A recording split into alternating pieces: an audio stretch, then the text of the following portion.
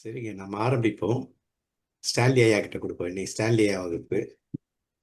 இதோட நான் அடுத்த மாசம் தான் வருவேன். இந்த மாசம் என் கோட்டா முடிஞ்சிடுச்சு. 4வது மாசம் 3வது வாரம் எடுக்க வேண்டியது முதல் வாரம் எடுத்துட்டேன். ஐயா, மூணாவது வாரம் 4வது வாரம் வருவீங்க இல்லையா? தெரியல எது. எனக்கு நீங்க தான் ஐயா. எனக்கு வயசாயிடுச்சுங்க ஐயா, ஞாபகப்படுத்துங்க ஐயா நீங்க. அடுத்தது நான் என்ன கேள்விகளுக்கு பதில் சொல்லனா தயவு செஞ்சு கேள்விகளை திரும்ப போடுங்க. பழைய ஒரு 2-3 வாரத்துக்கு மேல 2 மாசமா கேள்விகளுக்கு பதில் அடிக்கலன்னு நினைக்கிறேன். CT1ல நல்ல கேள்வி வந்திருக்கு. CT1ல நிறைய பேர் இருக்கிறீங்க இல்லையா? அதுல சூப்பர் கேள்வியெல்லாம் வந்திருக்கு, கேட்டிருக்காங்க. அதுக்கு விளக்கெல்லாம் கொடுத்துருக்குறோம். அதையும் பாருங்க. CT1ல முடிஞ்சா அது CT1ல இல்லைன்னா அதுல இருந்து எடுத்து நம்ம குழு கூட போடலாம். அந்த கேள்விகளையும் விளக்கங்களையும் அதுவும் போடலாம், மக்களுக்கு பண்ணணும். இப்ப நேரடியாக ஸ்டான்லி ஐயா அவர்கள் போன பாடத்துல தொடர்பு இல்லையா? அது இந்த டைட்டில் வேறங்களா? ஓகே ஓகே, நல்லது நல்லது. ஆண்டவராகிய இயேசு கிறிஸ்துவின் நாமத்தினாலே யாவருக்கும் நம்முடைய கமலியல் பைபிள் காலேஜினுடைய சார்பாக யாவருக்கும் வாழ்த்துக்களை சொல்லிக் கொள்வதிலே மீண்டும் மகிழ்ச்சி அடைகிறோம். இந்த அருமையான நாளில நமக்கு முதலாவதாக இந்த வாய்ப்பை கொடுத்த ஆண்டவருக்கும், இதற்கு காரணமா இருந்து ஊக்குவிக்கிற பேராசிரியர்களாக இருக்கக்கூடியதான ரவீந்திரன் ஐயா அவர்களுக்கும், டேவிட் ஐயா மற்றும் இந்த அட்மின்ஸ், நம்ம குரூப்ல இருக்க அட்மின்ஸ், அவங்க ரொம்ப முயற்சி எடுத்திருக்காங்க. எனக்கு பின்னால அவங்களுடைய உழைப்பு இருக்கு. அட்மின்ஸ்களுடைய உழைப்பு உண்மையாலுமே அதற்கு நன்றி சொல்கிறேன். அதே போல டாக்டர் ஐயா அவர்களுக்கு நன்றி. இந்த கூட்டத்துல கூடுகையில கலந்து கொள்கிற அனைத்து இறை பணியாளர்கள், இறை பற்றாளர்கள் யாவருக்கும் உங்களுக்கு நான் நன்றியை தெரிவித்துக் கொள்கிறேன், வாழ்த்துக்களை சொல்லிக் கொள்கிறேன். இந்த அருமையான நாளில் கூட நம்முடைய வேதாகமத்தினுடைய அந்த கல்லூரியில நாம் கற்றுக்கொள்ளக்கூடியதான அந்த பாடங்கள் பார்த்தீங்கன்னா ஒவ்வொன்றுமே மிக சிறப்பானது, நேர்த்தியா இருக்குது. நீங்க எங்கேயுமே கற்றுக்கொள்ள முடியாது அப்படிங்கிறத நான் சொல்லிக்கொள்ள ஆசைப்படுகிறோம். தரமான கல்வி, அதுவும் இலவசமாக நமக்கு கிடைக்கிறது. உலகத்தரமான கல்வி அப்படிங்கிறதுல நம்ம இந்தியாவில் இருக்கக்கூடியதான இந்த பாடத்திட்டங்கள்ல மிக மிக அதை நம்ம பார்க்கிறோம். நிறைய பைபிள் காலேஜினுடைய நோட்ஸ் எல்லாம் பார்த்துருக்கிறேன், அதுல படிச்சிருக்கிறோம். அதுல இருக்கக்கூடியதான எல்லா நோட்ஸை காட்டிலும் நம்முடைய நோட்ஸ் ரொம்ப தரமானதாக, உண்மையாக அவர்கள் பிரயாசப்படுவது நாங்கள் பார்க்க. அதனாலதான் திரும்ப திரும்ப சொல்லிட்டு இருக்கோம், நீங்க தயவு செய்து பின்னூட்டு கொடுங்கள், உங்களுடைய கேள்விகளை கேளுங்கள். அப்படி கேட்கிற போது அதனுடைய பயன் நம்ம உங்களுக்கு மட்டும் இல்ல, பிறருக்கும் அது ஏதுவாக இருக்கும். ஆகையினால் இந்த நாள்ல நம்முடைய இதனுடைய நோக்கம், கோல் அப்படின்னு சொல்லக்கூடியதான இதனுடைய நோக்கம் பார்த்தீங்கன்னா, இந்த நோக்கத்தை நம்ம இப்படி பார்க்கிறோம். என்னன்னு கேட்டீங்கன்னா, கொலைசேயர்களுக்கு எழுதின நிருபத்துல நாம் பார்க்கிற போது 1ஆம் அதிகாரத்துல 28ஆம் வாக்கியம் இப்படி சொல்லப்படுது. கிறிஸ்து இயேசுவுக்குள்ளாக யாவரையும் தேறினவர்களாக நிறுத்தும்படிக்காக என்கிறதான அந்த கண்ணோட்டத்தில் தான், யாவரையும் தேறினவர்களாக நிறுத்தும்படிக்காக என்று சொல்லி நாம் பார்க்கிறோம். ஆகையினால் அந்த அடிப்படையில தான் நம்ம என்ன பண்ண போறோம், அது அடிப்படை தான். எல்லாரும் தேறினவர்களாக இருக்க வேண்டும், எல்லாரும் தேறினவர்களாக காணப்பட வேண்டும் என்கிற அந்த நோக்கத்தில் தான் நம்ம இப்படியெல்லாம் பாடங்களை எடுப்பது, பாடங்களை கேட்க வைப்பது, அது தயார் பண்ணுவது, அடுத்த டிசைபிள்ஷிப், அடுத்தவங்களை உருவாக்கக்கூடியதான முறைகள்லாம் இருக்கிறது நம்ம பார்க்கணும். அது எல்லாருமே வர வேண்டும் என்பதுதான் நம்முடைய நோக்கம், அதை செயல்படணும். ஓகே, இப்போ நம்ம தலைப்புக்கு போயிடுவோம். இன்றைய நாளுடைய தலைப்பு நம்ம எடுத்திருக்கிறது on effort the growth of Christian life அப்படிங்கிறதான தலைப்பை நாம் பார்க்கிறோம். On effort the growth for the Christian life, அதாவது கிறிஸ்துவ வாழ்க்கையினுடைய கிறிஸ்துவ வாழ்வின் வளர்ச்சிக்கான முயற்சிகள் அப்படிங்கிறதான தலைப்புல நாம் பார்க்கிறோம். கிறிஸ்துவ வாழ்வின் வாழ்வின் சாரி டு இன்டரப்ட். இந்த ஸ்கிரீன் தானா? அடுத்ததுமா, அடுத்தது. நீங்க அடுத்த ஸ்கிரீனுக்கு வரணும்னா என்கிட்ட ஒரு தடவை சொல்லுங்க. நான் then I'll move to the next screen. கண்டிப்பா சொல்றேம்மா, கண்டிப்பா சொல்றேன். அடுத்த ஸ்கிரீன் இதுதானே? ஆமாம்மா, ஆமாம்மா. இதுக்கு முதல்ல ஏதாவது இருக்குங்களா? இதுக்கு முதல்ல இதுதான் இருக்கு. ஓகே ஓகே, பரவாயில்ல பரவாயில்ல. ஓகே, அப்போ இதுல நம்ம பார்க்கிறோம். இன்றைய நம்ம தலைப்பு பார்த்தீங்கன்னா இன்றைய கிறிஸ்தவ வாழ்வினுடைய வளர்ச்சிக்கான முயற்சி அப்படிங்கிறதுல நம்ம பார்க்கிறோம். இப்போ இந்த வளர்ச்சிக்கான முயற்சி என்கிறது வந்து கிறிஸ்துவ வாழ்க்கையில மிக முக்கியமான ஒரு காரணமா இருக்கு.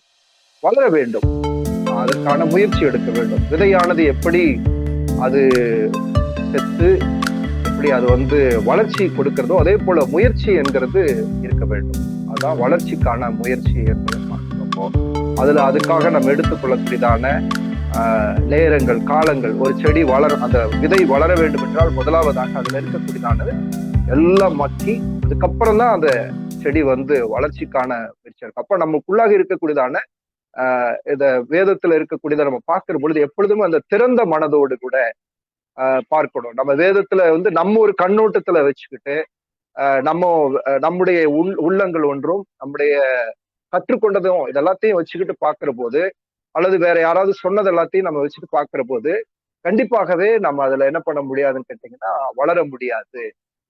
அதுக்காக நம்ம என்ன செய்ய வேண்டியதா இருக்குன்னு கேட்டீங்கன்னா, முதலாவதாக நம்ம எல்லாத்தையும் நம்ம படித்ததோ அல்லது நம்ம கற்றுக்கொண்டதோ அல்லது நம்முடைய இல்லைங்களா நம்ம திருச்சபைகள் இருக்கக்கூடியதான போதகர்களோ அல்லதெல்லாம் ஒவ்வொருத்தரும் நம்முடைய நம்ம மென்டரா இருந்திருப்பாங்க. அவங்க நமக்கு முன்மாதிரியாக அல்லது அவங்க இருந்திருப்பாங்க. அப்போ அதை எல்லாத்தையும் நம்ம பார்க்கிற பொழுது அதை பார்ப்போம் இல்லைங்களா. அதெல்லாம் வச்சுக்கிட்டு நம்ம பார்த்தோம்னா கண்டிப்பாகவே இதை நாம் புரிந்து கொள்ள முடியாது. அப்ப வேதத்தை எப்படி பார்க்க வேண்டும் அப்படிங்கிறத பார்க்கிற போது முதலாவதாக நம்ம எல்லாத்தையும் ஒண்ணுமே இல்லை, அப்போ ஒன்றும் இல்லாமல் புதிதாக கற்றுக்கொள்ளக்கூடியதான அவர்களை போல மாற வேண்டும், அது இருக்க வேண்டும். அதுதான் அப்போ இன்றைய கிறிஸ்துவ வாழ்வினுடைய வளர்ச்சிக்கானது அப்படின்னு சொல்லி பார்த்தோம்னா, ஒரு காலகட்டங்கள்ல அதாவது 20 வருஷத்துக்கு முன்னால இருந்ததான திருச்சபையில வந்து மக்களை கேட்கக்கூடியதான கேள்வி அப்படி பார்த்தீங்கன்னா எப்படி கேள்வி கேட்பாங்க அப்படின்னு கேட்டீங்கன்னா, ஒவ்வொரு கேள்வியா அப்படி கேட்பாங்க. நீங்க கேட்டிருப்பீங்க, இதை காட்டிலும் கேள்விகள் நிறைய இருந்திருக்கலாம். இந்த மாதிரியான கேள்விகள் நிறைய இருந்திருக்கலாம். அது வந்து வளர்ச்சிக்கான முயற்சியா என்பதை பார்க்கிற போது அதை பின்னால பார்க்க போறோம். ஒண்ணு என்ன கேட்பாங்க அப்படின்னு கேட்டீங்கன்னா, இன்றைக்கும் அப்படிப்பட்டதான ஒரு இல்லையா கூட்டங்கள் இருக்கிறாங்க.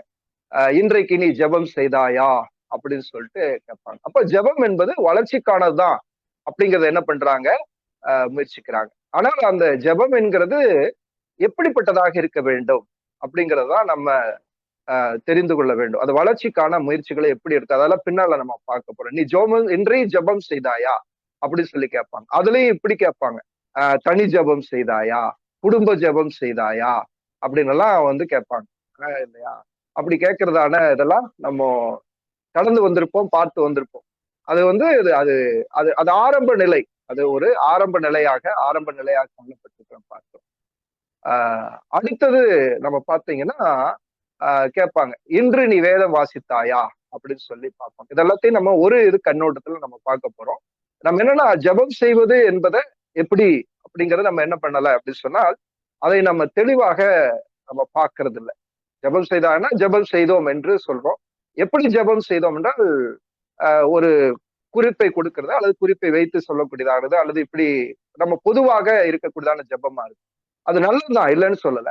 ஆனால் அந்த ஜெபமே அப்படியே ஒரு மாதிரி போயிட்டு இருக்குன்னு சொன்னால் அந்த வாழ்க்கை வந்து வளர்ச்சிக்கானதா இருக்குதா அப்படின்னு சொல்லி பார்த்தீங்கன்னா, ஜெபம் செய்கிறோம் என்கிறதுல வந்து அந்த வளர்ச்சி நமக்கு எட்டி இருக்குதான்னு பார்த்தா கண்டிப்பாக சொல்ல போனால் அப்படி இல்லை. அப்போ அது எப்படி ஜெபிக்க வேண்டும் என்பதை நம்ம கேள்விகளை எழுப்ப வேண்டும். எந்த மாதிரி ஜெபிக்கணும், எப்படி ஜெபிக்கணும், எப்படி ஜெபிக்கிறதுக்கான அதை வந்து இருக்குது அப்படிங்கறதெல்லாம் நம்ம தெரிந்து கொள்ள வேண்டியது அவசியமா இருக்கு. அதே போல இன்று வேதத்தை வாசித்தாயா அப்படின்னு கேட்பாங்க. நீ இன்று வேதத்தை வாசித்தா, நல்லது, நல்ல சிந்தனை, நல்ல கேள்விகள் இருக்குது. வாசித்தாயா அப்படிங்கிற அந்த கேள்விகளை அடிப்படையாக கொண்டு கேட்பாங்க. இது வளர்ச்சிக்கு தான் இல்ல, இதெல்லாம் வந்து இல்லைன்னு சொல்லல. ஒரு காலகட்டங்களிலே அப்படி இருந்தது. ஆனால் இன்றைக்கு அது இன்னும் கொஞ்சம் நம்ம மேல போக வேண்டியதா இருக்கு. அதனாலதான் அதை நம்ம இதை பார்க்கலாம், பின்னால பார்க்கலாம். அப்போ இன்று வேதம் வாசித்தாயா அப்படின்னு கேள்வி கேட்பாங்க. அடுத்தது இன்று நீ உபவாசம் செய்தாயா அப்படின்னு சொல்லி கேட்பாங்க. நீ உண்ணா நோன்பு இருந்தாயா இல்லையா? உண்ணா நோன்பு அப்படிங்கிறது நோன்பு அப்படிங்கிறது, உபவாசம்ங்கிறது இணைவாசம். ஏற்கனவே நம்ம இதுல பார்த்திருக்கோம். உபவாசங்கிறத பற்றி அழகா ஐயா எடுத்திருக்காங்க. உபவாசம் என்பது எப்படி இருக்கணும், உபவாசம் என்பது என்ன அப்படிங்கிறது நல்ல பாடம், ரொம்ப அழகான ஒரு பாடம். இறைவனோடு கூட நாம் வாசம் செய்வது, இறைவனோடு கூட நாம் சேர்ந்து இருப்பது, இறைவனோடு கூட நாம இல்லையா இணைந்து பயணிப்பது அப்படிங்கிறது, அது அது அந்த அந்த அந்த வார்த்தைகளோடு கூட நம்ம இன்னும் உற்சாகப்படுத்துறத நம்ம பார்க்க முடியும். அப்போ இன்று உபவாசம் இருந்தாயான்னா எப்படி நீ உபவாசம் இருந்தாயா அப்படின்னு கேள்வி கேட்பாங்க. அடுத்தது என்ன கேட்பாங்கன்னா, நீங்கள் திருமுழுக்கு எடுத்து விட்டீர்களா, ஞானஸ்தானம் எடுத்தீங்களா அப்படின்னு சொல்லி கேட்பாங்க. நீங்கள் ஞானஸ்தானம் எடுத்து விட்டீர்களா அப்படின்னு கேட்பாங்க. அதுலயும் பல அதுல கான்ட்ரவர்சியா இருக்குது. எப்படி எடுத்தீங்க, எந்த மாதிரி எடுத்தீங்க அப்படிங்கறதெல்லாம் இருக்குது. அப்ப கேள்விகளோடு கூட அப்படி பாக்குற போது இது என்னன்னா, அந்த இடத்துல கொஞ்சம் நல்லா இருக்குது. ஆனா அதுக்கு பின்னால வரக்கூடிய கேள்விகள் எல்லாமே என்னன்னு கேட்டீங்கன்னா, வளர்ச்சிக்கானதா இருக்காது, போட்டி போடுகிற மாதிரி இருக்குது. அது எப்படி இருக்குன்னா, போட்டி போடுற மாதிரி, நீ பண்ணிட்டியா, பண்றியா, பண்ணாம இருக்கிறியா அப்படிங்கிற மாதிரியான மனநிலைகள் போய்விடுகிறது. அதுக்கப்புறம் ஒரு கேள்வி கேட்பாங்க, நீ ரட்சிக்கப்பட்டாயா அப்படின்னு. ரொம்ப முக்கியமான கேள்வி இது. பாத்தீங்கன்னா கிறிஸ்தவ அந்த வட்டாரங்கள் இருக்கக்கூடியதான இது மெயின்லைன் சர்ச்சஸ்ல இருந்து இருக்கிறவங்கள பார்த்து கேட்கக்கூடியதான கேள்வி என்னன்னா, நீங்க ரட்சிக்கப்பட்டு விட்டீர்களா? சில பேருக்கு கோபமே வந்துடும். நீங்க ரட்சிக்கப்பட்டீங்களா அப்படின்னு கேட்கிற அந்த கேள்விகள் பிறருக்கு கோபமே வந்துடும் இல்லையா? அப்படி இருக்கிறத நம்ம பார்க்கிறோம். அப்ப இந்த மாதிரியான கேள்விகள். அப்புறம் பரிசுத்த ஆவியை பெற்றாயா, அல்லது அந்நிய பாஷையை பேசுகிறீர்களா அப்படிங்கிற இந்த மாதிரியான கேள்விகள் எல்லாமே ஒரு பக்கம் நல்லதா இருக்குது. ஆனால் அது நல்லதா இருக்குதான்னு ஒரு பக்கம் பாத்தீங்கன்னா, அது போட்டிக்காகவும், நாங்கள் இதை பெற்றுக்கொண்டோம், நாங்கள் இப்படி செய்கிறோம், நாங்கள் இந்த காரியங்களை நாங்கள் கடைபிடிக்கிறோம், ஆகையினால இந்த மாதிரியானதை நாங்க செஞ்சுக்கிட்டு இருக்கிறோம், நீங்க செய்யறீங்களா அப்படிங்கிற மாதிரியான கேள்விக்குள்ளாக போது அது வளர்ச்சிக்காக போகுதான்னு கேட்டா, வளர்ச்சிக்கானதாக அது இல்லை அப்படிங்கிறது தான். வளர்ச்சிக்கானவர்களா இருக்குதா அப்படின்னு கேட்டா இல்ல, அது போட்டி மாதிரி போயிருது. அது ஏதோ வேற ஒரு திசையை நோக்கி நம்மை காண்பிக்கக்கூடியதா இருக்கு. அப்புறம் என்று திருச்சபைக்கு போனாயா அப்படிங்கிற நல்ல கேள்வி. போனாயா அப்படிங்கிறது. இப்போ திருச்சபைக்கு போறது, பிரசங்கத்தை என்ன கேட்ட, இதெல்லாம் நம்ம கேள்விப்பட்டிருக்கிறோம், கேட்டிருக்கிறோம். இதெல்லாம் நல்ல காரியங்கள் தான். வளர்ச்சிக்கான ஒரு 20 வருஷத்துக்கு முன்னால இதெல்லாத்தையும் வச்சு பார்க்கிற போது நல்லாதான் இருந்துச்சு. ஆனால் பின்னால் வரக்கூடிய காலகட்டங்கள்ல அவைகள் வேற மாதிரி மாறிடுச்சு. இப்போ அடுத்த இதுக்கு போயிடுவோம். அப்போ அடுத்தது போலாம். நீங்க ஸ்லைடு மாத்திடலாமா? Okay, super, thank you. அப்போ இது போல தான் வளர்ச்சி என்று நினைக்கிறோம். என்ன நினைக்கிறோம்னா, இதுதான் வளர்ச்சி அப்படின்னு சொல்லிட்டு நாம் நினைத்து கொண்டிருக்கிறோம். அப்படி அதை நினைத்து நின்று விடுகிறவர்களா இருக்கும். அத்தோடு கூட அதுல நின்று விடுகிறவர்களா இருக்கிறோம். ஆனால் அப்படி அல்ல. அதுல வளரக்கூடியவர்களாக நாம் இருக்க வேண்டும் அப்படிங்கிறது நமக்கு மிக முக்கியமானது. அதோடு நின்று விடுவது மட்டும் அல்ல, அதுல நம்ம என்ன செய்யணும், வளரக்கூடியவர்களா இருக்கு. இப்போ அந்த வசனத்தை நம்ம பாக்குறோம் இல்லைங்களா? இயேசு ஒரு இடத்துல பேசுற போது இப்படி சொல்றாரு. அப்போ உம்முடைய சீஷர்கள் எல்லாருமே உபவாசிக்காமல் இருக்கிறார்கள் அப்படின்னு சொல்லிட்டு கேட்கிறாங்க. உம்முடைய சீஷர்கள் இப்படி அவங்க இருக்கிறாங்களே, நாங்களும் பரிசேயருடைய சீடர்களும் நாங்கள் இருக்கிறோம், ஆனால் உம்முடைய சீடர்கள் இப்படி இருக்கல அப்படின்னு சொல்லி கேட்கிற போது அதற்கு இயேசு ஒரு நல்ல விளக்கம் கொடுப்பார். என்னன்னு சொன்னா, அது ஒரு நல்ல ஊமையான காரியங்கள்.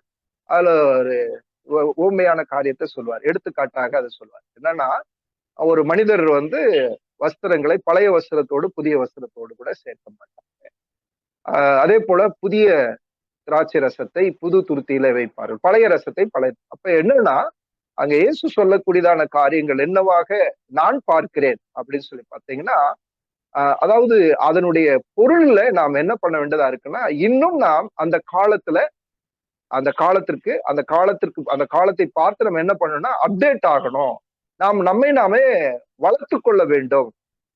இன்னும் நாம் அதுல வளர்ச்சி அடையக்கூடியவர்களாக இருக்க வேண்டும் என்பதைத்தான் நம்ம பார்க்கக்கூடியவர்களா இருக்கிறோம். அப்போ இயேசுனுடைய நோக்கம் என்னவா இருக்குது? அப்ப இயேசு நமக்கு என்ன கற்றுக் கொடுக்கக்கூடியதா இருக்கிறார்? காலங்களுக்கு தக்கவாறு நம்முடைய இல்லைங்களா அந்த வளர்ச்சி நமக்குள்ளாக அப்டேட் ஆயிக்கங்க.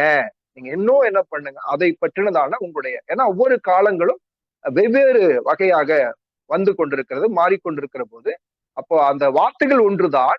ஆனால் அதுல இருக்கக்கூடியதை நம்ம என்ன பண்ணணும்னா, அதுல அப்டேட் ஆயிக்கங்க. நீங்க இன்னும் உங்களை தகவல் அமைத்துக் கொண்டு அதுல வளரக்கூடியவர்களாக நீங்கள் மாறுங்கள் அப்படிங்கிறத நம்ம இங்க பார்க்கிறோம். அஹ் அதுதான். அப்ப அதுதான் நீங்க சொல்லப்பட்டிருக்கு நாம் பார்க்கிறோம். அதுக்கு மேலே உள்ளதான அதை பற்றி பார்க்கலாம். இன்னும் அது வளர்ச்சிக்கான காரணங்கள் என்ன என்பதை நாம் பார்ப்போம். அடுத்த ஸ்லைடு போலாமா? அடுத்தது. ஓகே.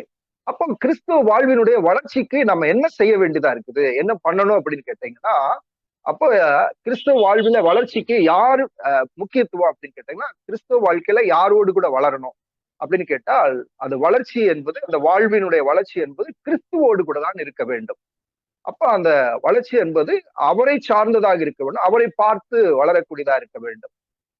இல்லைங்களா? நம்ம பார்க்கிறோம் அந்த அடிச்சுவடுகள் அப்படின்னு சொல்லி. அப்போ கிறிஸ்துவனுடைய அந்த அடிச்சுவடுகளை நாம் என்ன செய்யக்கூடியதா இருக்குன்னா, நாம் அவரை பின்பற்றக்கூடியவர்களாக இருக்க வேண்டும் என்பது. அப்ப இயேசுவை போல இயேசுவை பார்த்து நாம் வளர வேண்டும், இயேசுவை பார்த்து வளரக்கூடியவர்களா இருக்க வேண்டும். அதனாலதான் நம்ம எபிரேயர்களது நிருபங்களை பார்க்கிற பொழுது 3ஆம் அதிகாரம் 1 வசனத்துல நாம் பார்க்கிற பொழுது, நாம் அறிக்கை பண்ணுகிறவரும் பிரதான ஆசாரியருமா இருக்கிற இயேசு கிறிஸ்துவை நீங்கள் கவனித்து பாருங்கள் அப்படின்னு சொல்லிட்டு.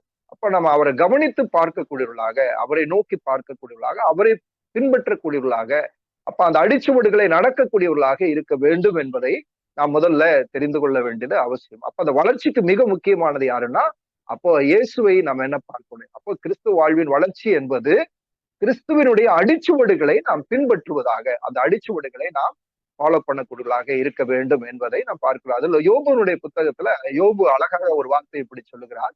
அதுல எப்படி இருக்குது இல்லையா, அவருடைய அடிச்சுவடுகள் என் கால்கள் பின்பற்றின, அவர் நெறிகளில் நடந்தேன் பிறளவில்லை அப்படின்னு சொல்லி சொல்றார். அப்போ யோபுனுடைய புத்தகத்துல அவருடைய காலகட்டங்களை அவர் சொல்ற பொழுது, நான் அவருடைய அடி சுவடுகளை என் கால்கள் பின்பற்றின அப்படின்னு சொன்னார். அப்ப யாருடைய கால்களை பின்பற்றுச்சு அப்படின்னு சொன்னால், அப்போ கடவுளுடைய அந்த அடிச்சுவடுகளை அப்படிங்கிறத, அப்போ அவர் சொன்னவைகளை, அவர்கள் சொன்ன காரியங்களை அதை நான் பின்பற்றேன், அதுல நான் என்ன பண்ணலன்னா பிறழுவது இல்லை அப்படி சொல்லுவதை நான் பார்க்கிறோம். அப்ப நமக்கும் அதுதான் முக்கியமான ஒரு காரியமா இருக்கு. இப்ப யாரை நாம் பின்பற்றுகிறோம், யாரை நம்ம அந்த அடிச்சுவடுகளை, அந்த ஃபுட் ஸ்டெப்ஸ்ல நம்ம எப்படி கால் வச்சுட்டு போறோம் அப்படிங்கிறது ஒண்ணு இருக்கு இல்லைங்களா? அப்போ அதுதான். அப்போ அதுல நம்ம இங்க பார்க்கிற போது, என் கால்கள் அவர் அடிகளை பின்பற்றியது, அவருடைய நெறியை விட்டு நான் சாயாமல் அதை கை கொண்டேன் அப்படிங்கிறதை நாம் பார்க்கிறோம். அப்போ இப்படி இருக்கிறத நாம் பார்க்கிறோம். அப்போ இந்த யோபுனுடைய புத்தகம் இதை பற்றி தான் சொல்லுகிறது. எதை பற்றினா, அப்ப அவருடைய அடிச்சுவடுகளை, அப்ப வளர்ச்சிக்கு நாம் என்ன செய்ய வேண்டியதா இருக்கு அப்படின்னு சொன்னால், அவருடைய அடிச்சுவடுகளை நம்ம பின்பற்றக்கூடியவர்களாக இருக்க வேண்டும். அதுல பிறழக்கூடாது, அதுல வேற மாதிரி நம்ம நினைக்க கூடாது. ஏற்கனவே நம்ம சொன்னது போல அந்த கண்ணோட்டத்தில் நாம் பார்க்க வேண்டும். வளர்ச்சிக்கான காரியங்களை நாம் பார்ப்பதற்கு அதை மட்டும். அடுத்த இது பெறுவோமா? அடுத்த ஸ்லைடு எடுத்துக்கலாம்.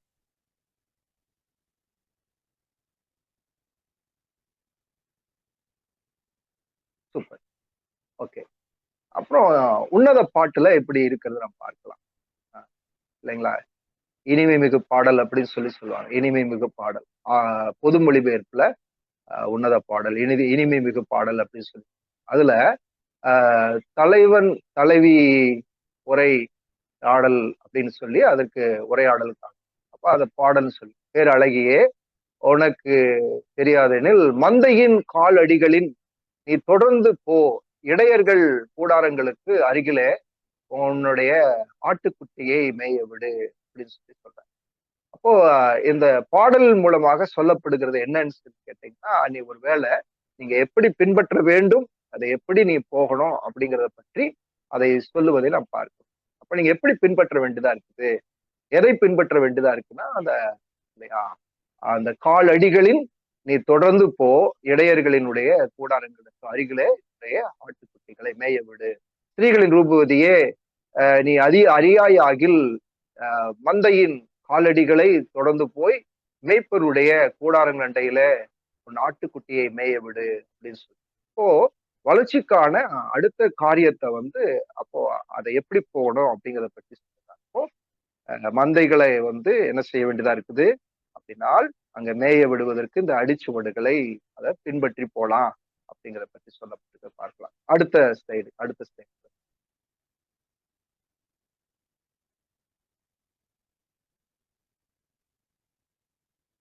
சூப்பர். மூணாவது திருப்பாடல் சங்கீதங்கள் என்கிறதானதுல நம்ம பார்க்கிறோம். நீதி அவருக்கு முன் செல்லும், அவர் தம் அடிச்சுவடுகளுக்கு வழி வகுக்கும் அப்படின்னு சொல்லி திருப்பாடல்ல பாடுறாரு. அப்ப அந்த திருப்பாடல்ல என்ன சொல்றாருன்னா, அவர் நீதி அவர் முன் செல்லும், அவர் தம் அடிச்சுவடுகளுக்கு வழி வகுக்கும். இப்போ நீதியாக, அப்ப அவருடைய அடிச்சுவடுகள் அதை எதை வைத்து சொல்லுகிறார்கள்? அவருடைய நீதி அப்படிங்கிறத பற்றி நம்ம இங்கே பார்க்கிறோம். அப்போ அவருடைய நீதியின்படியாக நம்ம என்ன செய்ய வேண்டியதா இருக்குது அப்படின்னு சொன்னால், அவருடைய நீதி, அந்த நீதியின்படி நம்ம நடக்கிறதற்காக நீதி அவருக்கு முன் சென்று அவருடைய அடிச்சுவடுகளில் வழியிலே நம்மை நிறுத்தும். அப்ப நம்மை கொண்டு போய் நிறுத்துவதற்கு அந்த அடிச்சுவடுகள் தேவையா இருக்குது. அப்போ நம்மை சரியாக வளர்ச்சிக்கு ஏதுவாக நம்மை கொண்டு போவதற்கு, வளர்ச்சிக்கு ஏதுவாக இருப்பது எதுவா இருக்குன்னா அந்த அடிச்சுவடுகளை நம்ம சரியான விதத்துல நம்மை கொண்டு போகக்கூடியதா இருக்குது. விவசாயி சரியாக ஒரு விவசாயம் செய்யற பொழுது அந்த விதைகளை குறித்து, அந்த விதைகளுக்கு சரியாக அதை என்ன செய்யறாருங்க, அதை விதைத்து வருகிற பொழுது பார்த்தீங்கன்னா அதை அழகாக அதை பின் ஒன்னாக வரிசையாக கிரமமாக அதை செய்து கொண்டு வருவதை நாம் பார்க்கிறோம்.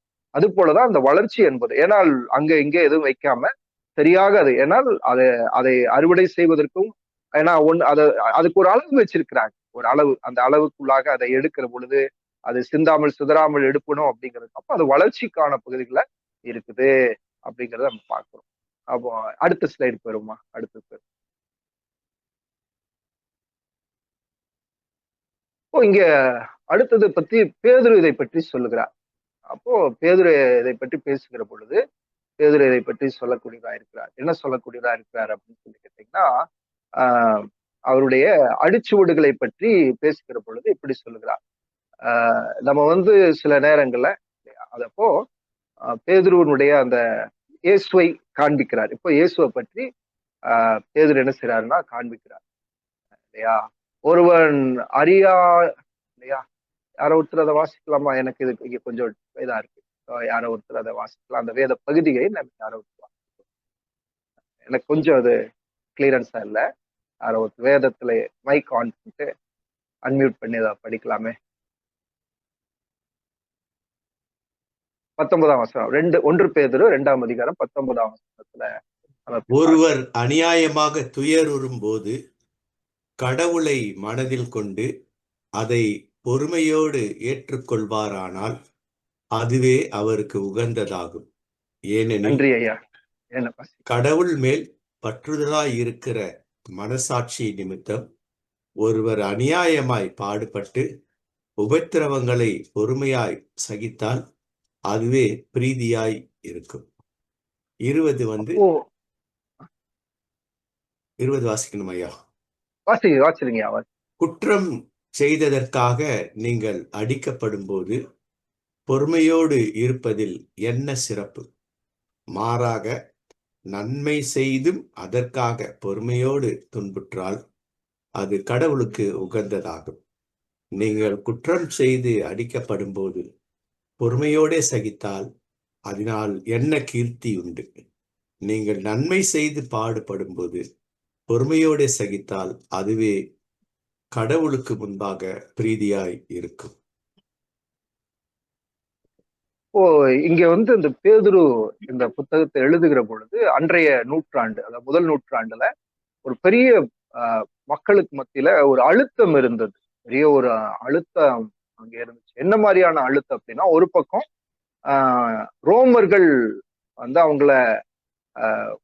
அவங்கள வந்து ஒடுக்குனாங்க, ரொம்ப ஒடுக்குனாங்க. ரோமர்களுடைய அந்த ஒடுக்குதல் இருந்துச்சு அந்த ஆட்சி காலகட்டங்கள்ல.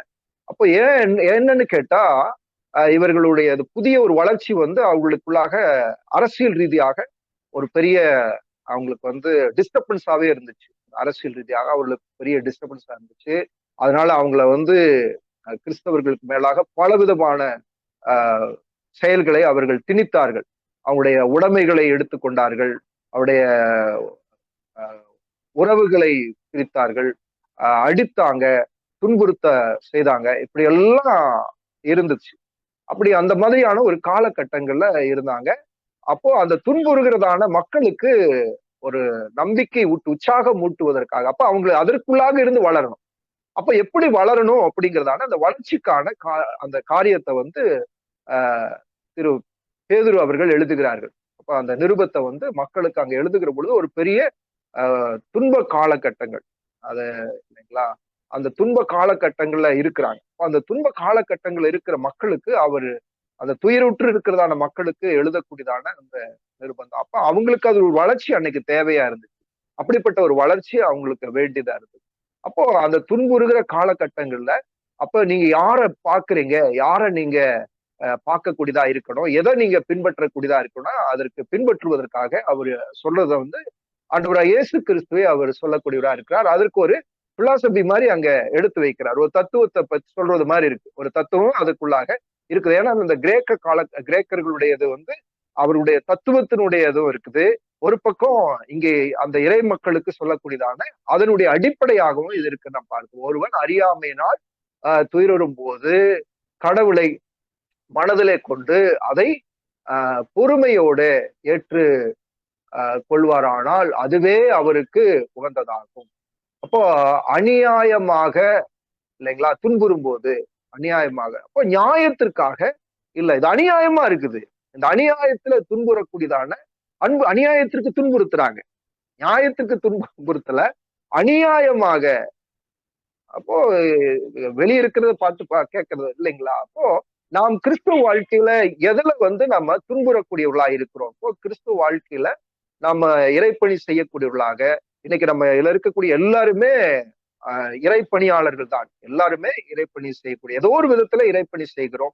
எப்படியா எல்லா அதாவது குடும்பத்துல செய்யலாம், திருச்சபைகளை செய்யலாம், வேலை செய்யற இடங்கள்ல செய்யலாம், சமுதாயத்துல ஏதோ ஒரு இடத்துல நம்ம இறைப்பணி செய்கிறோம். அப்படி இறைப்பணி செய்கிற பொழுது என்ன நடக்குதுன்னா அநியாயமாக நாம் துன்புறுத்தப்படலாம். அப்படி துன்புறுத்தப்படுகிற பொழுது நம்ம என்ன யாரை பார்க்கணும், எந்த அடிச்சுவடுகளை நாம் பின்பற்ற வேண்டும் என்று கேட்டால் ஆண்டவராக இயேசு கிறிஸ்துவனுடைய அடிச்சுவடுகளை நாம் பின்பற்றக்கூடியவர்களா இருக்க வேண்டும் அப்படிங்கிறதுதான். அப்ப அதுல பாத்தீங்கன்னா துயரும் போது என்ன செய்ய வேண்டியதா இருக்குன்னா மனதிலே கொண்டு இல்லைங்களா. இப்போ அநியாயமா நம்ம துன்பப்படுகிற பொழுது கண்டிப்பாகவே நமக்கு ஐயா சொல்லுவாங்க இல்லைங்களா, அந்த சகோதரர்கள் சகோதரிகள் ஜிப்சி மத்தியில எல்லாம் இறைப்பணி செய்ய போற பொழுது எப்படி எல்லாம் நடந்துச்சுன்னு சொல்லுவாங்க. அதே போல மணிப்பூர்ல போன பொழுது அவருடைய உயிருக்கு பாதுகாப்பு இல்லாத ஒரு நிலை, இந்த உயிருக்கு பாதுகாப்பு இல்லாத ஒரு நிலையில இருந்தோம் அப்படின்னு சொல்லுவாங்க. அப்போ அது நியாயத்துக்கானதா, அது அநியாயமாய் அப்படி அது செய்யப்படுகிறதா, அநியாயத்திற்காக செய்யப்படும். இந்த மாதிரி நம்ம இருப்போமா, நம்ம அப்படி நாம எப்படி இருக்கிறோம், அப்ப நாம எந்த மாதிரியான மனநிலைகள் கொண்டவர்களா இருக்கிறோம், எந்த மாதிரியான நமக்கு அப்போ எந்த மனநிலை கொண்டவர்களா இருக்கிறோம். அதான் யாரோ மியூட் பண்ணல, கொஞ்சம் மியூட் பண்ணு. அப்போ அட்மின்ஸ் கொஞ்சம் உதவி செய்யுங்க. அத அம்மா ஓகே. அப்ப என்னன்னா அநியாயமாக நம்ம என்ன செய்வோம், துயரோடுகிற போது நம்ம வளர்ச்சி எப்படியா இருக்குது, நம்ம என்ன மாதிரி கேட்கிறோம், நம்ம அப்போ மற்றவர்கள் மேல கோவப்படுறோமா, ஆத்திரப்படுறோமா இல்லையா, நம்ம வந்து எப்படி அதை வந்து எடுத்துக்கிறோம், நிதானமா எடுத்துக்கிறோமா அப்படிங்கறத யோசிக்கணும். அப்ப அது வளர்ச்சி என்பதுல மிக முக்கியமானது நாம் துன்புறுகிற பொழுது நாம் எப்படிப்பட்டவர்களா இருக்கிறோம், துன்புறுத்தப்படுகிற பொழுது நாம் மற்றவர்களுக்கு எந்த மாதிரியான ஆலோசனைகளை கொடுக்கிறோம். ஒருவேளை துன்புற்று வரக்கூடியவர்களா இருக்கிறவங்களை பார்க்கிற பொழுது துன்புற்று இருக்கக்கூடியதான அவங்களுக்கு நமக்கு என்ன ஆலோசனை கொடுக்கிறோம், அப்ப எந்த மாதிரியான ஆலோசனை கொடுக்கிறோம் அப்படிங்கிறது மிக முக்கியமா இருக்கு. ஏன்னா துன்பப்படுகிற பொழுது நம்ம மக்கள் சொல்லக்கூடியதான ஒரே ஒரு காரியம் என்னன்னு கேட்டீங்கன்னா, நீ என்ன பாவம் செஞ்சோ தெரியல அப்படிங்கிறத முதல்ல அவங்களுக்கு என்ன சொல்றாங்க அப்படின்னா, என்ன பாவம் செஞ்சோ தெரியல, என்ன பாவம் செஞ்சாங்களோ தெரியல, இப்படி நடந்துருச்சு, இப்படி நடக்குது. ஒருவேளை அவங்களுடைய பலவீனங்களா இருக்கலாம், ஒருவேளை குடும்பங்கள் இருக்கக்கூடியதான ஏதோ ஒண்ணு இருக்கும். அதுக்கு அந்த யாருக்குமே பிரச்சனை வராதுன்னு சொல்ல முடியாது. ஆனா பிரச்சனைகள் வருகிற பொழுது எல்லாம் என்ன சொல்லுவாங்கன்னு கேட்டீங்கன்னா, இதைத்தான் சொல்லுவாங்க, என்ன பாவம் செஞ்சீங்களோ அப்படின்னு சொல்லிட்டு. எங்க வீட்டுல ஒரு சில சம்பவங்கள் நடந்தது. அப்போ என்னன்னு கேட்டீங்கன்னா, ஐயா சாரி, என்ன எனக்கு புரியல, நீங்க சாரி பரவாயில்ல, இட்ஸ் ஓகே. அப்போ என்ன நடந்துச்சுன்னு சொல்லி கேட்டீங்கன்னா, எங்க வீட்டம்மாவுக்கு வந்து உடல்நிலை, அதாவது அவங்களுக்கு மார்பக புற்றுநோய் ஏற்பட்ட பொழுது ரொம்ப அதாவது சிரமமான ஒரு சூழல். அப்போ அந்த ஹாஸ்பிட்டல்ல நாங்க போறோம் வரோம், மெடிசின்ஸ் எடுக்க வேண்டியதா இருக்குது, அப்படியெல்லாம் இருக்குது. அப்போ அந்த இருக்கக்கூடியதான அந்த ஹாஸ்பிட்டல்ஸ்ல இருக்கக்கூடியதான செக்யூரிட்டிஸ், அந்த வாட்ச்மேன் அவங்க கிட்ட, அந்த காவல்ல பணியாற்றக்கூடியதான அவங்க கிட்ட எனக்கு பழக்கம் இருக்குது. அப்ப நான் அவங்க கிட்ட பழகி, அவங்க கிட்ட பேசி எப்படி மெதுவாக நிறை வார்த்தைகளை பேசுவதற்காக வாய்ப்பு கிடைத்தது. அப்படியே அதை சொல்லிட்டு இருந்தேன். அப்படி சொல்லிட்டு இருக்கிற பொழுது, அது இன்னொரு முறை வந்து என் பையனுக்கு மூச்சு, அதாவது பிரீத் ரொம்ப கஷ்டப்படுற மாதிரி ஆயிடுச்சு. அப்போ அதுக்காக ட்ரீட்மெண்ட் போயிருந்தோம். அப்போ ட்ரீட்மெண்ட் போயிருந்தப்போ அந்த அங்க வேலை செய்யக்கூடியதான சகோதரர் வந்து என்கிட்ட, அதுல வேலை செய்யக்கூடியதான அந்த செக்யூரிட்டியில இருக்கக்கூடியதான அவர் என்கிட்ட பார்த்து கேட்டாரு, ஆஹ் என்ன பாஸ்டர் உங்களுக்கு மட்டும் இப்படி தொடர்ச்சியாக இந்த மாதிரி பிரச்சனையாவே இருக்குது, என்ன காரணம் அப்படிங்கிற மாதிரி அவர் கேட்டார். அப்போ அந்த இடத்துல வந்து நம்ம கேட்கிற பொழுது என்ன நினைக்கிறோம் அப்படின்னு கேட்டீங்கன்னா, அப்ப நான் நல்லா இருக்கணும்னு மற்றவங்க நினைக்கிறத பார்த்து நம்ம வந்து சரியில்லையா, அப்ப நம்ம வளர்ச்சி சரியில்லையா அப்படிங்கிற ஒரு தடுமாற்றம் வந்துடக்கூடாது. அப்போ இதை எப்படி பார்க்கணும் அப்படின்னு சொல்லி கேட்டீங்கன்னா, இன்னொரு இடத்துல திரு பவுல் இப்படி சொல்லுகிறார். என்ன சொன்னா, நாங்கள் உபத்திரவப்படுவதற்காகவே நாங்க உபத்திரவப்பட ஆறுதல் அடையக்கூடியவர்களாக இருக்கிறோம்.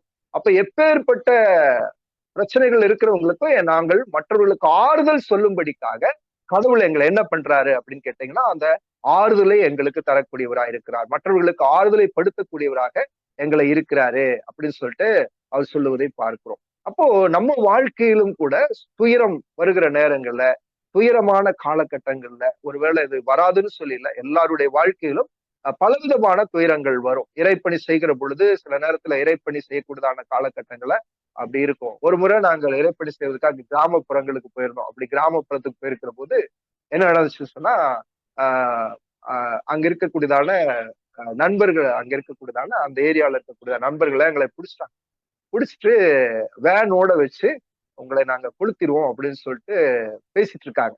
அப்ப நாங்க ஒரு காடு, அது ஒரு பயங்கரமான ஒரு காடு, அந்த காட்டுக்குள்ளாக நாங்க இருக்கிறோம். அப்ப எங்க கூட இருந்ததான தம்பி, ஒரு சின்ன சின்ன சின்ன தம்பி இருக்காரு. அவர் வந்து தான் வீட்டுக்கு போன் பண்ணி சொல்லிட்டு சொல்றாரு, டைப் பண்ணி சொல்றாரு, ஒருவேளை அம்மா நாங்க இதுதான் எங்களுடைய கடைசி இதா கூட இருக்கலாம், உங்ககிட்ட நான் மெசேஜ் அனுப்புறதா இருக்கலாம், ஒருவேளை பேசுறதா கூட இருக்கலாம், அதனால எங்களுடைய வாழ்க்கை இதோடு முடிந்து விட்டால் நீங்கள் கவலைப்படாதீர்கள் தம்பி அனுப்புறாரு.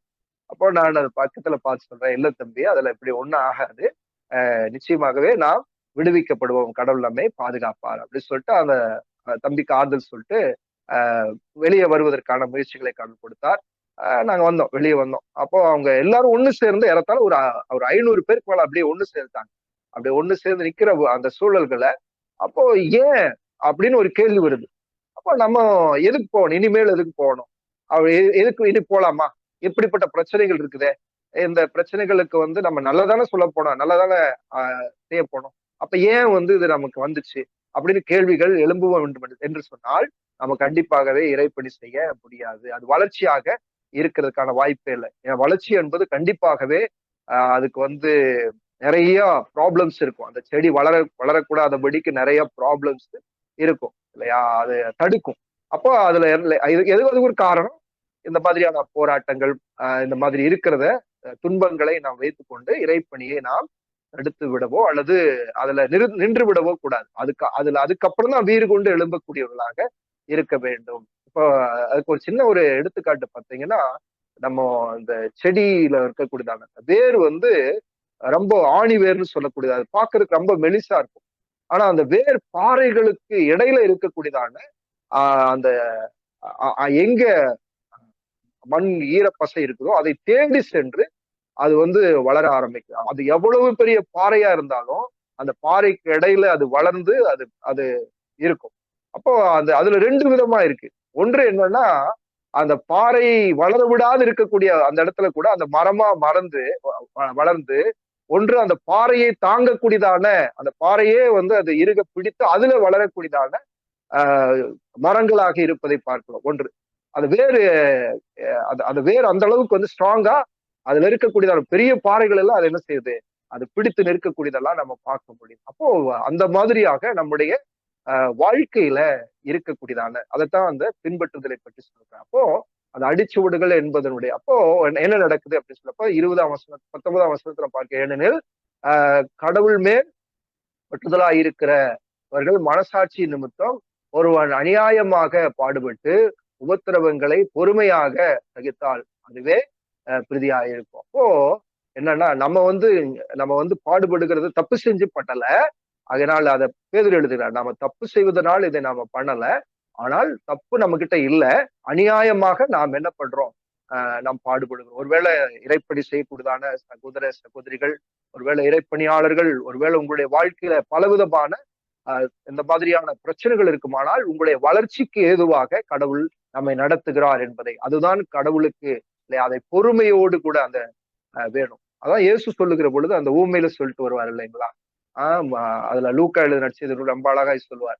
அப்போ ஒன்று அது 100, ஒன்று அது 30, 60, 100மாக அது நன்மையும் செம்மையுமான பொறுமையான பொறுமையோடு கூட அது பலன் கொடுக்கக்கூடியதா இருக்குது. லூக்கா எழுத நடிச்சது சொல்லுவார். அப்போ அதுக்கு முக்கியமானது என்னன்னு சொல்லி கேட்டா, அது பேஷன்ஸ். நமக்கு தேவையானது என்ன, வளர்ச்சிக்கு தேவையானது என்ன அப்படின்னு கேட்டா, அதற்கு பொறுமை மிக அவசியமா இருக்குது. பொறுமையாக இருக்க வேண்டும், பொறுமையோடு கூட நாம் நடந்து கொள்ள வேண்டும். அப்போ நம்முடைய வளர்ச்சிக்கு மிக முக்கியமானது, எந்த துன்பங்கள் வந்தாலும் துயரங்கள் இருந்தாலும் நம்ம கிட்ட காணப்படக்கூடியதான ஒரு காரியம், அது நம்ம கிட்ட எதிர்பார்க்கக்கூடியது என்னன்னு கேட்டீங்கன்னா அந்த பொறுமை, பேஷன்ஸ் தேவையா இருக்கு. அடுத்தது அதுல சகிப்புத்தன்மை. அத பொறுமையோடு கூட இருப்பது மட்டுமல்ல, அதுல நம்ம அதை பொறுமையோடு கூட இருப்பதை காட்டிலும் அடுத்த கட்டத்துக்கு போறபோது அது சகிக்கிறதான, அதை டாலரபிள், ஏற்றுக்கொள்ளக்கூடியதான, இது எல்லாருக்கும் வரக்கூடியதா, எல்லாருக்கும் இருக்கக்கூடியதா, எல்லாரையும் நம்ம இல்லையா, எல்லாரையும் அதன் வழியாக அப்படி நம்ம அதை காமிச்சல்ல, அதை காட்டு நம்ம சுய சிம்பத்தி ஏற்படுத்துவதல்ல, அதை காட்டில நம்ம அதுல நம்ம எப்படி நம்ம வளரக்கூடியவளா, அதுவே பிரீதியா இருக்கும் அப்படின்னு சொல்லி சொன்னாங்க. அடுத்தது பாத்தீங்கன்னா, குற்றம் செய்ததற்காக நீங்கள் அடிக்கப்படும் போது பொறுமையோட இருப்பதால் என்ன சிறப்பு இருக்குது? அப்போ அதனால ஒரு சிறப்பு இல்லை. ஒருவேளை தப்பு செய்ததுனால நாம தாக்கப்படுகிறோம், அதனால் நம்ம அடிக்கப்படுகிறோம் என்று சொன்னால் அதனால என்ன சிறப்பு இருக்குதுன்னு கேட்டா அதுல ஒரு சிறப்புமே இல்லை. இல்லையா? அது இறைப்பணியில செய்யக்கூடியதான இதுல எல்லாம் இப்ப நிறைய பேர் அப்படி சொல்லுவாங்க, நான் இயேசுவுக்காக அடிக்கப்பட்டேன், இயேசுவுக்காக பண்ணப்பட்டேன் அப்படின்னு சொல்லிட்டு. ஆனால் அது எதுக்காக என்று சொல்லி நம்ம பார்த்தோன்னு சொன்னால் அது ஒண்ணு சுய சிம்பத்திக்காக இருக்குது. ஆனால் அது அப்படி இல்லை. அடிப்பட்டவர்கள், காயப்பட்டவர்கள் எப்படிப்பட்டவங்களா இருப்பாங்கன்னா, அதை பெருசாக அதை எடுத்து சொல்லுவது இல்லை, அதை எடுத்து சொல்றதில்லை. ஒரு முறை நாங்க இங்க கோயம்புத்தூர் பகுதிகளில் இருக்கக்கூடியதான காரமடை பக்கத்துல ஒரு இறைப்பணி செஞ்சுட்டு இருந்தோம். அப்போ அங்க சுவிசேஷ பணிக்காக, நற்செய்தி பணிக்காக சென்று அங்க நாங்க நற்செய்தி பணி அறிவிச்சுட்டு இருந்தோம். அப்போ அங்க இருக்கக்கூடியதான ஒருத்தர் வந்தார், ஒரு சகோதரர் வந்தார். அப்போ அவர் பார்த்து பேசிட்டு இருக்கும்போது சொன்னாரு, நான் கடவுளுக்காக, நான் இயேசுவுக்காக நான் எவ்வளவு அடிப்பட்டேன்னு தெரியுமா அப்படின்னு சொல்லி அவர் பேசியிருந்தார். இப்ப நான் திருப்ப அவர்கிட்ட கேட்டேன், எதற்காக உங்களை அடிச்சாங்க கேட்டேன். அவங்களை எதற்காக அடிச்சாங்க அப்படின்னு கேட்டா அதுக்கு அவரு பதில் சொல்லலை. அப்போ என்னன்னா, அது அதுக்கான காரணம் என்ன, அவர் என்னன்னா கடன் பட்டிருக்கிறார், கடன் திரும்ப தரவில்லை, அந்த கடன் திரும்ப தராதனால அவர் அடிபடுறார்.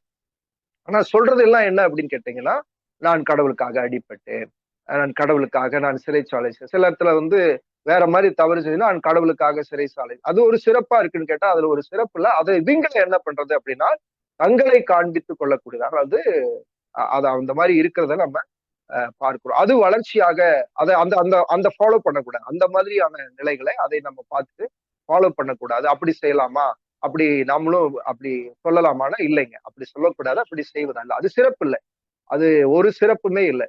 அப்ப மாறாக நன்மை செய்து அதற்காக பொறுமையோட துன்புறுவதால் அது கடவுளுக்கு உகந்ததா இருக்கும். அப்போ நாம அதை செய்யறதனுடைய தாக்கம் என்னவா இருக்குன்னு கேட்டீங்கன்னா, அது கடவுளுக்கு உகந்ததாக அது ஒரு பலியாக அது காணப்படுகிறதை பார்க்கிறோம் இல்லைங்களா. அந்த ஆடு அடிக்கப்படுகிற பொழுது எப்படி அது உகந்ததாக அது ஏற்றுக்கொள்ளப்படுகிறது அப்படின்னு சொல்லி பார்க்கிறோம். அது உகந்ததாக அப்படின்னு சொல்லி பார்க்கிறோம் இல்லைங்களா. அந்த உகந்தது என்கிற வார்த்தை 2-3 இடத்துல ரொம்ப அழகா இருக்கும். என்னன்னு கேட்டீங்கன்னா, ஒரு இடத்துல அப்போஸ்தலர் நடபடிகளை, திருத்தூதர் பணிகளை பார்க்கிற பொழுது, கடவுளுக்கு பயந்து நடக்கிற யாவரும் கர்த்தருக்கு உகந்தவர்களாய் இருக்கிறார்கள் என்பதை நாம் அறிந்திருக்கிறோமே அப்படின்னு அப்படின்னு சொல்லிட்டு நம்ம பார்க்கிறோம். அப்ப கடவுள் பட்சபாதம் உள்ளவர் அல்ல. அப்ப எப்படி இருக்குதுன்னா, அவர் கடவுளுக்கு பயப்படுகிறது என்கிறது அது உகந்ததான தான் இருக்குது. அப்ப இந்த உகந்தது என்பது அந்த பலிக்கு ஒப்புமையாக சொல்லப்படுகிறதை பார்க்கலாம் இல்லைங்களா? அது கடவுளுக்கு உகந்தது, ஏற்றதாக, சிறந்ததாக இருக்குது அப்படிங்கிறத பார்க்கிறோம். அடுத்தது நாம் பார்க்கிறோம், நீங்கள் குற்றம் செய்து அடிக்கப்படும் போது பொறுமையோட சகித்தால் அதனால் என்ன கீர்த்தி உண்டு? நீங்கள் நன்மை செய்து பாடுபடும் போது பொறுமையோட சகித்தால் அதுவே கடவுளுக்கு கடவுளுக்கு முன்பாக அது பிரீதியா இருக்கிறது அப்படின்னு சொல்லி சொல்றாரு. அடுத்த இது போயிடுவோமா? அடுத்த ஸ்லைடுக்கு போயிடலாம்.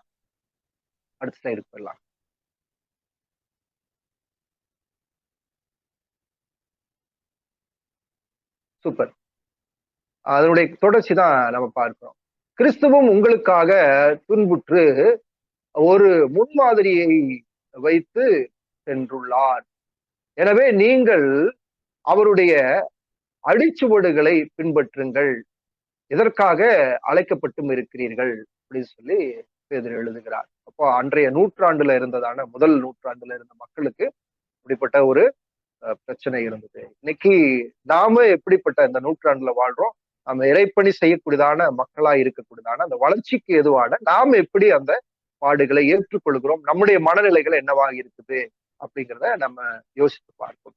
அப்ப இதற்காகவே நீங்கள் அழைக்கப்பட்டும் இருக்கிறீர்கள். எதற்காக அப்படின்னா எதற்காகவே அழைக்கப்பட்டிருக்கு. அப்போ கிறிஸ்தவ வாழ்க்கை என்கிறது அது வந்து எப்பொழுதுமே வந்து ரெட் கார்பெட் வச்சு விரிக்கிற வாழ்க்கை இல்லவே இல்லை இல்லையா? நமக்கு ரெட் கார்பெட் விரிச்சு வாங்க அப்படின்னு சொல்லி வெல்கம் பண்ணி நம்மை கொண்டுட்டு போறதான வாழ்க்கையாக இருக்கிறது இல்லவே இல்லை. ஆனால் நிறைய பேரு அதை இப்படி சொல்லுவாங்க, எனக்காக இயேசு பாடுபட்டு விட்டார், நான் ஏன் பாடுபட வேண்டும்? அப்ப எனக்காக அவர் எல்லாவற்றையும் சகித்தார், நான் ஏன் சகிக்க வேண்டும்? அதெல்லாம் கிடையாது அப்படின்னு சொல்லி ஒரு வகையான போதனைகள் இன்னைக்கு வரைக்கும் இருக்குது. ஆனால் அது அப்படி சரியானது இல்லை. அப்படி அது சரியாக நம்ம அப்படி வேதம் சொல்லப்படலை.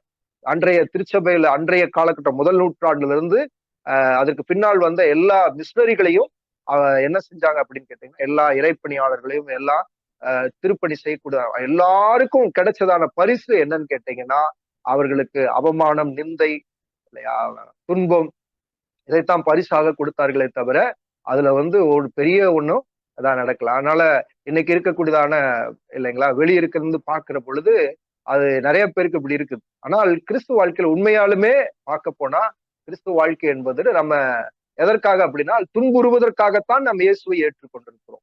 நம்முடைய வாழ்க்கையில கண்டிப்பாகவே துன்பங்கள் அதை வந்து நமக்கு வரும். துன்பங்களை நாம் அதற்கு துன்பங்கள் வரும்னு வராதுன்னு சொல்ல முடியாது. துன்பங்கள் இருக்கிறத நம்ம கண்டிப்பாகவே அதுல வளரக்கூடியவர்களாக இருக்க வேண்டும், அதுல வளர்ச்சி அடையக்கூடியவர்களாக இருக்க வேண்டும். துன்பங்கள் இல்லாத வாழ்க்கை என்பது வளர்ச்சி அற்ற ஒரு வாழ்க்கை. துன்பங்கள் இருக்கணும், துன்பங்கள் வரணும். அதுக்காக துன்பத்தை தேடி போறதுல இறைப்பணியை அறிவிக்கிறது மூலமாக, அந்த இறைப்பணியின் மூலமாக நமக்கு வரக்கூடியதான அதை எல்லாத்தையும் நம்ம என்ன பண்றோம், அதுல நம்ம ஏற்றுக்கொள்ளக்கூடிய மனமுகந்து மனம் ஏற்றுக்கொண்டு அதை என்ன செய்யணும், அதை நம்ம செயல்படக்கூடியவர்களா இருக்க வேண்டும். இதற்காகவே நீங்கள் அழைக்கப்பட்ட எதற்காக அப்படின்னா இதைத்தான் சொன்னேன் மேல. அப்போ கிறிஸ்துவும் உங்களுக்காக துன்புற்றார். அப்போ யாருக்காக இயேசு துன்புற்றார் அப்படின்னு கேட்டீங்கன்னா, நமக்காக, மற்றவர்களுக்காக, பிறருக்காக. அப்போ பிறருக்காக, இந்த அப்போ எல்லா மக்களுக்காகவும் இயேசு என்ன பண்றாரு, துன்புற்றார் அப்படின்னு சொல்லி நம்ம பார்க்கிறோம். எல்லா மனிதர்களுக்காகவும். அப்போ அது அந்த அன்னைக்கு இருந்ததான மக்களுக்கு அன்னைக்கு இருந்ததுன்னா இப்ப இன்னைக்கு வரைக்கும் அதனுடைய தொடர்ச்சி, அந்த மீட்பினுடைய தொடர்ச்சி, அதை பார்க்கிற போதுதான் அதனுடைய அடிச்சுவடுகளை நம்ம பார்த்து வரோம். அப்ப ஏன் அவர் செஞ்சார், அதுக்கு பின்னால வந்த ஏன் அப்போஸ்தலர்கள் செய்தார்கள், அந்த பாடுகளின் வழியாக போனார்கள், ஏன் மிஷினரிமார்கள் அந்த பாடுகள் வழியாக போனார்கள், இன்னைக்கு இருக்கக்கூடியதான இன்றைய மிஷினரிகளாக இருக்கக்கூடியதான இறைப்பணியாளர்களா இருக்கக்கூடிய இதெல்லாம் ஏன் இப்படி போயிட்டு இருக்கிறாங்க அப்படின்னு கேட்டீங்கன்னா, இதை ஏன் வாலண்டியரா போய் துன்புறப்படுகிறார்கள் சொன்னால் பிறர் நலன் காப்பதற்காக, அந்த பிறர் நலத்தின் மேல அக்கறை கொள்ளுவதற்காக, பிறர் நலத்துல அந்த அந்த மகிழ்ச்சியை அடைவதற்காக. அதான் எபிரேயர்கள் சொல்லுவார், தனக்கு முன்பாக வைக்கப்பட்டிருந்தான சிலுவையின் பொருட்டு அதை அவமானத்தை அவர் பெருசாக எடுத்துக்கொள்ள, தனக்கு முன்பாக இருக்கக்கூடிய சந்தோஷத்தை அவர் இல்லையா சிலுவையை வந்து சந்தோஷமாக ஏற்றுக்கொண்டார் அப்படிங்கிற மாதிரி. அப்ப நம்ம வாழ்க்கையில எதெல்லாம் வந்து பாடுகளாக துன்பங்களாக வருகிறதோ அந்த துன்பங்களை நாம் என்ன செய்ய வேண்டியதா இருக்குன்னா, அதை எப்படி எடுத்துக்கொள்ள வேண்டும்னா, இயேசுவினால் நம்ம அழைக்கப்பட்டிருக்கிறோம், அதற்காகத்தான் அழைக்கப்பட்டிருக்கோம், அதுக்கு பங்காளிகளாகவும் இருக்கிறோம் அப்படின்னு சொல்லி சொல்றாரு இல்லைங்களா. இதற்காக நீங்கள் அழைக்கப்பட்டும் இருக்கிறீர்கள், ஏனெனில் கிறிஸ்துவும் உங்களுக்காக பாடுபட்டு நீங்கள் தம்முடைய அடிச்சுவடுகளை தொடர்ந்து வரும்படி உங்களுக்காக முன்மாதிரியாக, இல்லையா, முன்மாதிரியை பின்பற்றி அது இல்லையா, பின் வைத்து போனார் அப்படின்னு சொல்லி நம்ம பார்க்கிறோம். அப்போ இயேசுவனுடைய அந்த அடிச்சுவடுகளை பின்பற்றி வருவதற்காகத்தான் அப்படிங்கறத நம்ம இங்க பார்க்கிறோம். இப்போ அவர் என்ன செய்தார்னு சொன்னா, அடுத்த வசனத்துக்கு போறோம். இல்லையா, வன் செயல் எதுவும் அவர் செய்ததில்லை. இப்போ இயேசு என்ன செய்யல, வன் செயல் எதுவும் செய்யல. அப்போ அவருக்கு பாடுகள் வந்ததுன்னா வன் செயல் செய்ததால இல்ல. அப்போ அவர் என்ன செய்யலாம், வன் செயல் எதுவும் செய்யவில்லை, வஞ்சனை எதுவும் அவர் வாயில் காணப்படவில்லை. அப்போ அவர்கிட்ட எந்த விதமான வஞ்சனை காணப்படல. அப்போ இறைப்பணியாளர்களா இருக்கக்கூடியதான நாம் பாடுகள் அல்லது இந்த இப்படி போகிற பொழுது, இல்லையா, அதுவும் இந்த லென்த் டேஸ் காலம் நம்ம வருகிற வாரங்கள்ல, இல்லையா, நம்ம தொடங்கக்கூடியதான அந்த காலகட்டங்களை மிக பெரிதான ஒரு பாடமாக அமைகிறது என்னன்னா பாடுகள் தான். அந்த அந்த அந்த பாடுகள் வழியாக இயேசுனுடைய அந்த பாடுகளை தியானிக்கக்கூடியதான காலங்களா இருக்கு.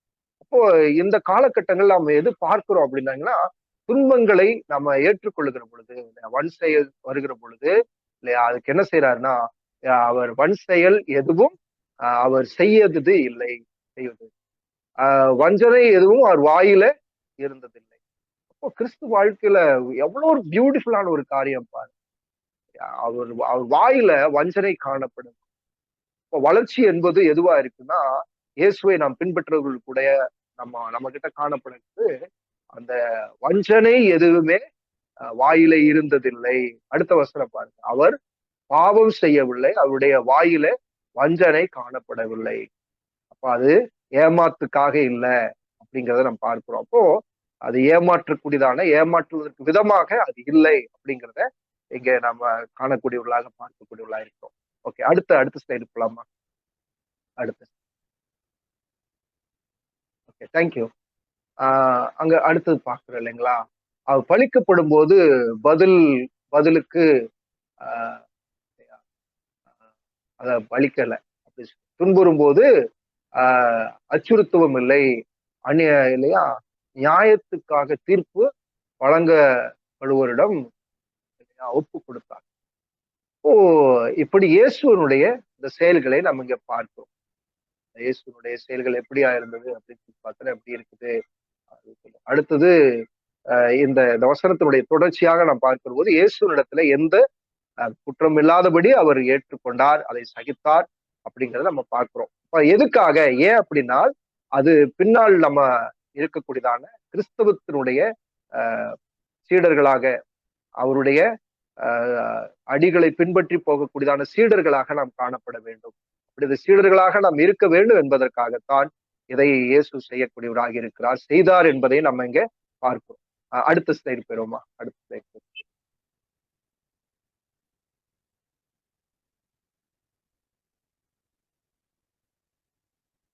Okay, thank you. இப்போ இந்த இடத்துல நம்ம பார்க்க வேண்டியதான காரியம் இதுதான். அப்போ நம்ம என்ன செய்யறோம் அப்படின்னு சொன்னா, ஆடுகளை போல இருந்தது இல்லையா, அப்போ நம்ம ஆத்மாவுக்கு இதெல்லாம் நம்ம இந்த உலகத்துல அந்த காலகட்டங்களை வாழ்ந்தது, இன்றைய காலகட்டங்களை வாழ்கிற பொழுதும் இதை பத்தி ஒரு தெளிவற்றதான ஒரு நிலை இருந்துச்சு. அப்போ பாடுகளை நம்ம என்ன நினைக்கிறோம்னா, ஒருத்தருக்கு பாடு வருகிற பொழுதெல்லாம் அவங்கள கடவுள் கைவிட்டுட்டாரு, அதனாலதான் பாடுகள் வந்துச்சு, உபத்திரம் வந்துச்சு, சோதனைகள் வந்துச்சு அப்படின்னு எல்லாம் நினைக்கிறதெல்லாம் அப்படி நம்ம இருக்காதபடி, நம்ம அப்படி வழி தப்பி போயிட்டு இருந்தோம், இப்படி எல்லாம் இருந்துச்சு அப்படின்னு சொல்லிட்டு இருக்கிறத அப்ப நம்ம ஆத்மாவுக்கு நல்ல ஒரு ஆயனாக இருக்கக்கூடியவர் இன்னைக்கு நம்ம கிடைச்ச கண்காணிப்பாளமானவர், அவரிடத்துல நம்ம என்ன பண்றோம், திரும்பி வந்திருக்கிறோம். அப்ப அவரை நம்ம பார்க்கிற பொழுது, அவரை நாம் பின்பற்றுகிற பொழுது, அவருடைய அடிச்சுவடுகளை நாம் பின்பற்றக்கூடியதா இருக்க வேண்டும் என்பதைத்தான் இந்த இடத்துல நம்ம என்ன பண்றோம் அப்படின்னு நம்ம பார்க்கக்கூடிய. அடுத்த ஸ்லைடு போயிருவோமா? அடுத்த ஸ்லைடு போயிடும்.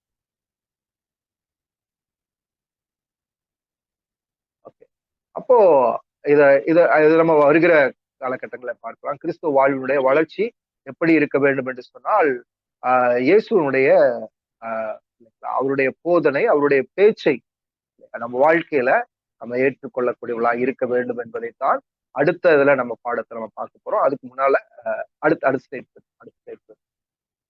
அடுத்தது பேர்.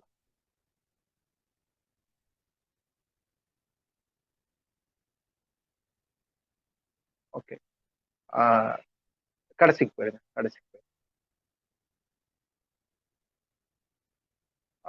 அடுத்த வகுப்புல நம்ம தொடர்ந்து நம்ம இதை பார்க்கக்கூடியதா இருப்போம். அதுல பின் வரக்கூடியதான காரியங்களை பார்ப்போம். இப்போ இதுல அடுத்த ஸ்லைடு.